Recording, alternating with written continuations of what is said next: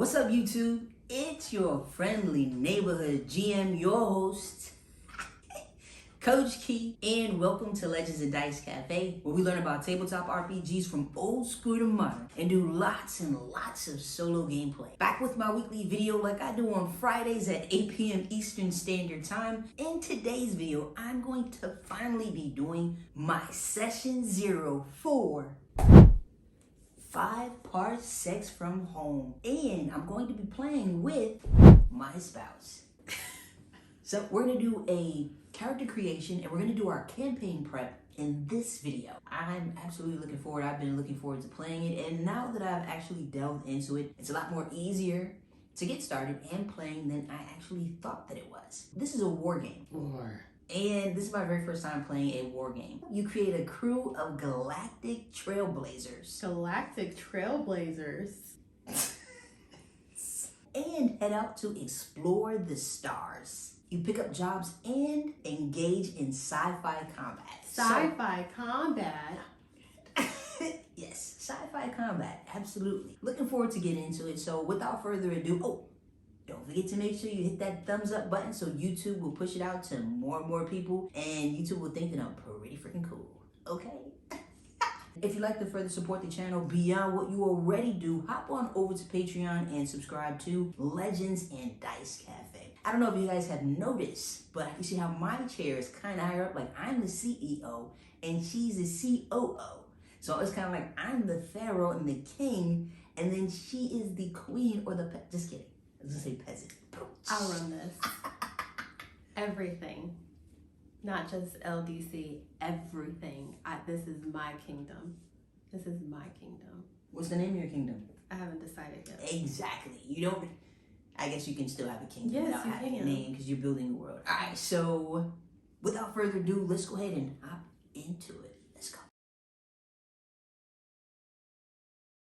Alright, so let's get into it. We're going to do, again, our character creation and campaign prep. And then in session 1, we'll go ahead and start our playthrough. Did you make this character sheet? Or I this did. Is their character sheet. I actually made So a this character is sheet a for the very first time. Generic, knockoff, Yes. bootleg. It is. The lines are a little Copyright. crooked. I made one for you, too.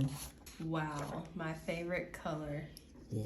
And then you got your skull, The daisy, skull. and crochet. Wow. Yeah.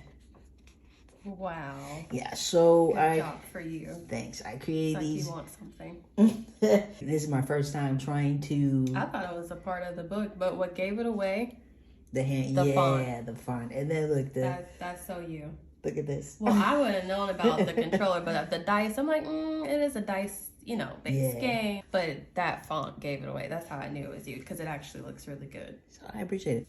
And then we can customize them. I'm mildly impressed. That's what's up. I appreciate it. Well, Mildly. I have to keep growing and growing and growing. Don't we all? And then, of course, this cool sheet when Bingo. you're using a D20 facts. When you're using a D100, sometimes I need a little bit of extra help. This is what's so cool. It's a solo game, but it also has information in the back to teach you how to do it co-op. And there is a game mastering section in the back of this that allows you to actually run it with your players, which is super freaking fantastic. So we're gonna start with our ability scores, and their abilities they have 5. It's reactions, used to determine when a character can act during battle. Speed, straightforward, how far you can move in tabletop inches. So there's another thing we'll be using when it comes to battling. We're going to be using a ruler. So this is gonna be interesting. Combat skill is added to your attack dice rolls, and then you have toughness. It's the number that the enemies have to roll above if they want to damage you. 1,000. And then that's savvy. 1,003. Savvy covers technical aptitude, wits, and a bit of charm. It's usually used away from the battlefield. I use it on both. So, thanks. It says there are 4 methods you can use to create your crew. The first timer method, it does tell you to select 6 human characters. But I think I would like for us to do, if you don't mind, the standard method. Let's see. So if your character is a baseline human or primary alien, proceed to your background, motivation, and class table, which of course you get some really cool things with those. We're doing 4 humans, 1 primary alien, and 1 bot. Each individual, your human characters, your bots, and your primary aliens. So then we're going to do our ability scores. We're going to add our ability scores. So she's going to take care of 2 humans, the bot with the heart. Let's see, is it on there? The bot with the heart on it. I'm going to take care of 2 humans and the primary alien on my end. We're going to fill in real quick our ability scores. So, and I'm going to pick my primary alien. But it has a lot of different options. And then you also have strange characters too. So you've got humans, bots, primary aliens, and strange characters. So I'm thinking I'm going to do what do you think about that? The Karen? Yes. K. Aaron, or an engineer. Let's see. Slim humanoids with a fragile physique. They have an innate talent for interfacing with machinery, making them highly desirable crew companions. Let's see, engineers. So my reaction is going to be, so I get a 1 for reaction. 4 inches plus 0. Toughness is 2. Savvy is plus 1. Let's see, engineers have the following characteristics and advantages. Oh, I didn't check to see if maybe the humans had advantages as well. Oh, so for humans, they have a single advantage. They are the only character that can exceed 1 point of luck. Let's see, if rolling to repair damaged item, engineers may add a +1 to the roll. I'm going to put that right there, +1 to, so I clearly need to make sure, or I could just put it in the notes area. Didn't even think about that. And then engineers cannot ever have a toughness score exceeding 4. This applies to even equipment bonuses. All right, so let's see. The next step is going to be, we're going to roll on our background, motivation, and class tables. You can roll on your background table. You're going to take your D100 die. So that's a 2, 0, 0. And that one's a little, so you got a 2. So your background is peaceful high-tech colony. Oh. And then you're gonna add you get a plus. Background. You get a 1 for savvy. Yes. So you get 1d6 credits. So the credits are going to be the money, and we can share that as a crew. We don't have to roll for the credits yet. We can put 1d6 for credits, and then go ahead and roll again for your background for your second human. That's a 93. So you're a bureaucrat, and you can add another plus d6 credits on there. I'm going to roll for both of my humans. So I got a 79. Isolationist Enclave. What the heck is that? I don't know, but you get 2 quest rumors. Okay. So I'll put that here. 2 quests. Because I'm pretty sure that's going to benefit us. Quest rumors. And now I'm going to roll for my second one. What is that? A 69. So primitive or regressed world. So primitive world. You do have 1 toughness, +1 for toughness. Oh, so I get to add. So that's definitely a good thing. And so I'm gonna change my score up. So my toughness will be +1 a low-tech 4. weapon. Did I have any weapons in mind? So I feel like what was we're that? missing out. Well, so the background, and I think the motivation, I'm not sure. We'll see in a second. Let me double check. Did I have any? No, you didn't have. No, I didn't. Yeah. No, let me double check. Okay. So +1 to low tech. Okay, so whatever. See, this is a setup. You're getting the low tech weapons and. No, everyone, we're gonna all have a weapon, and we can use some of those credits to actually purchase some weapons. And this is pretty cool because you also have a ship. All right, so the next one is gonna be for my primary alien, which is an engineer. I got a 16. So mining colony, +1 to toughness. So we've got our background for each one of our characters. The bot does not have a background, does not get to roll on the background table. So the next one is going to be, we're going to roll on our motivation table. So what is my motivation for my first human? Death. 57. Loyalty. Loyalty is my motivation. And I get a Patreon, which is good because Patreons are going to help us get jobs so we can make some more money. So I do get a Patreon and +1 is story points. We'll go over story points, and then I'm going to roll for my next one. It's going to be another 57. What the heck? That's crazy. You know what 57 is? 5 + 7 is 12, and then 1 + 2 is 3. Boom. Deep. So loyalty. I was just messing around. Oh, wow. I was over here trusting you, too. So what was that? How did I roll that again? 57. So we're going to do another Patreon. It's Patron. Patron, sorry. Or a patron. And I even wrote it as Patreon on here sure too. You did. Wow, thanks for correcting it. Oh, you're welcome. Patron, also a +1 to story points too. So that's again gonna benefit us. And we'll share that with you in the next video depending on where we get to. So in the next one, I'm going to go ahead and do for my, wow, so I get another +1 to story points. My crew, they're all loyal. So go ahead and roll on your motivation for your 2 human. It bounced, to be real. So 96. Your motivation is freedom for your first one. Freedom? Oh, and you get +2 XP, so you put that right there. So that's pretty cool. You can actually, I think you use it to like kind of upgrade. Motivation is freedom? Freedom, yes. And then you're gonna roll again on motivation table for your second human. Should put on some lotion before I started rolling. 95. So 95. So your motivation is order. And you also get a Patreon and a +1 story points. And now the next thing is we're gonna roll on the class table. So I got a 26 on, so my class is a mercenary, +1. So I get to go here, combat. So I get to add that +1. And then what else would I get again? 1 military weapon. +1 military weapon. Military weapon. Well, I'm on my second human. And that's going to be, I'm pretty sure that is 30 and what is that? A 0. So that's just a 30. So agitator. Oh my God, we have a rival. I don't think that that's a good thing. So we have 1 rival. And then I'm going to roll for my alien. And that is a 65. And a scoundrel. Wow. My alien is a scoundrel. And do I have any benefits? +1 to speed. All right, now it is your go. Right. You're gonna roll your percentile dice.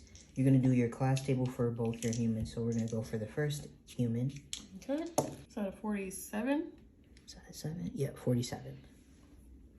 So What's you're a traitor. Oh wow, you get 2d6 credits though. So I paid off. 2d6 credits, so you can go ahead and roll again. Okay. Wow, bringing in the money for the crew. Facts. 1 and then another one. Wow. So Frickety frick. We get 9 credits. So 9 altogether. Yeah. 93? 98. Whatever. You're getting good at learning it too. Thank you. I have a mid teacher. I think my What does 98 mean? Excuse me. The scavenger. oh, you get 1 rumor on your notes. You definitely can put a +1 to high-tech weapons. So I guess if you use a high-tech weapon, you'll be able to add +1 to your roll, which is good. And we're supposed to have a leader, and if you don't mind, I'm gonna make the mercenary the leader. I'll make the trader the leader. Absolutely not. So the mercenary is going to be the leader. And did you do, so you did 1 and 2, right? Yes. All right, so But fantastic. the bot doesn't have. The bot doesn't do background, motivation, or class. So the next thing is going to be our crew equipment. So we get 3 rolls on military weapons. For each crew member who rolled at least 1 savvy increase, you may take one of these rolls on the high-tech weapon table. You can roll 1 high-tech weapon. And so you're going to roll the D100 again. Both of them? Mm-hmm. And let's see what you get. 3. You get a 93. So you have a glare sword. A glare sword? So we can put it to one of your characters. We can move equipment around, I'm pretty sure. You've already done 1 roll on the high-tech savvy. So we get 2 more rolls on the military weapon. So that's a 47. So we have 1 marksman rifle. 47. So we've got another marksman's rifle. Now we get to roll 3 times on the low-tech weapon. So I'll roll once.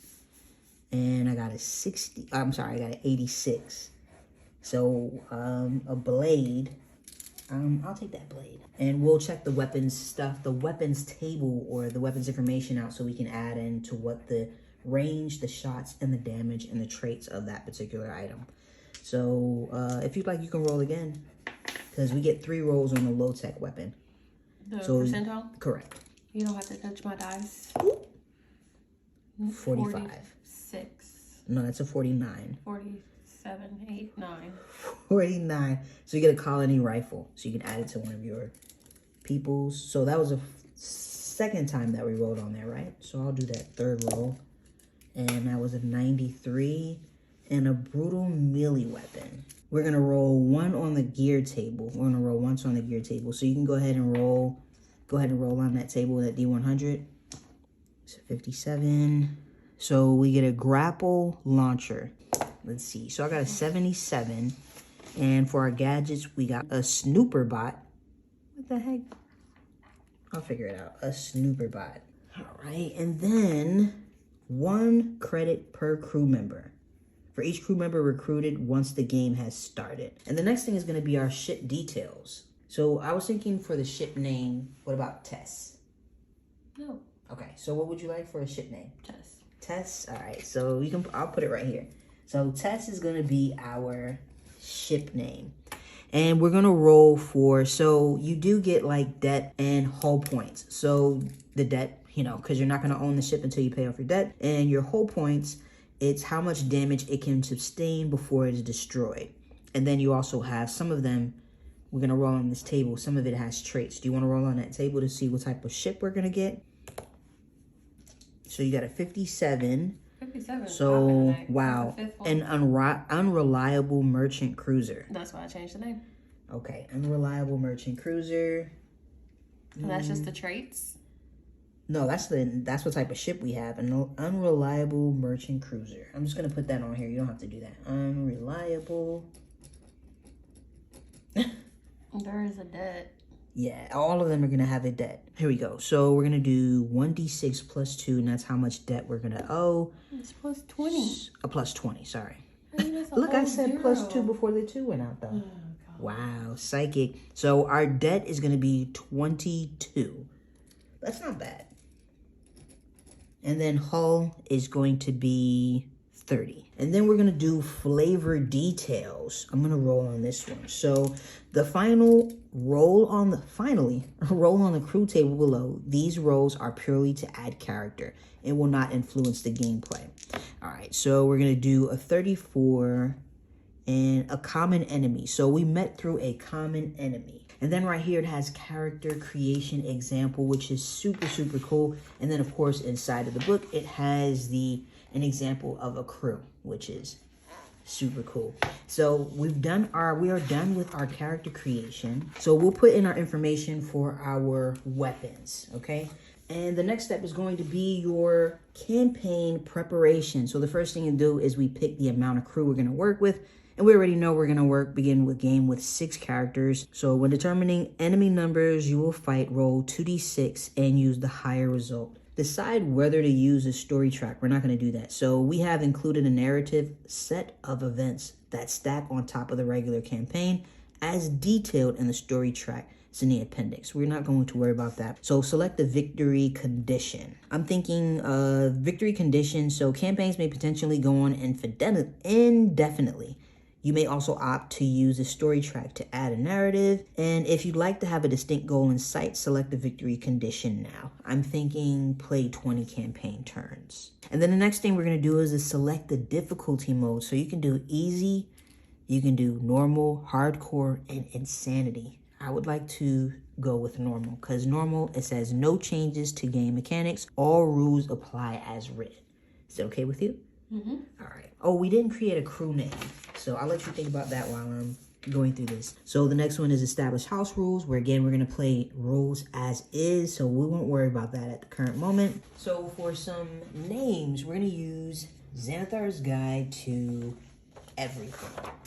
So it has some pretty cool options in the back of the book. So this is going to be my homie Bob. He's going to be the leader. This is going to be Shin. And this one is going to be my primary alien, the engineer Kiyoshi. Okay, so my first guy is the human trader. His name is Elu. So that's Elu. And then this is my other human. Why is his feet backwards? Because that's how it goes. Okay. This is Frank. And then my bot's name is Zion. Love it. I love it. I love it. I love it. I made up 2 of them. Frank is super original. and came from my heart. All right, so and then that's gonna be it for this session 0. There's probably no other Franks out there. Especially not like the Frank that you know. So let's see. So the next thing we're gonna do, we're gonna pause the video here, and we'll pick back up on session 1, and we're gonna start our campaign turn. So there are things that you're gonna do. Your character is doing before combat, and then you got combat, and then post battle. So we'll get into all of that in the gameplay in session 1. So stay tuned and thank you. As always, thank you so much for taking the time out to watch the video. I hope you enjoyed it. Make sure you stay tuned to session 1, because this was session 0. So stay tuned for session 1 where we do some actual play. So we do an actual playthrough co-opting. We co-opt. How do you say that? This isn't getting any better. We gonna play. We gonna co-opt. We're going to co-opt in a playthrough. All right? So make sure you stay tuned. As always, don't forget to make sure you hit that thumbs up button. Make sure you comment and make sure you subscribe. Don't forget to turn on your notifications so you don't miss out on any of the cool content that I post or sometimes that we post on Fridays at 8 p.m. Eastern Standard Time. So you'll definitely be seeing more videos with Mrs. Coach because we're going to be doing some more games together. And I'll be introducing her to some more games. So make sure you stay tuned and have a fantastic weekend. Enjoy the rest of your Friday and send you guys lots and lots and lots of love. I'll be back here same time next week, Friday at 8 p.m. Eastern Standard Time. And she'll be back regardless because she works the behind the scenes even when she's not in the forefront in front of the camera. I'm always here. Wolfgar, is it? What was Baston? Baston is always lurking in the shadows.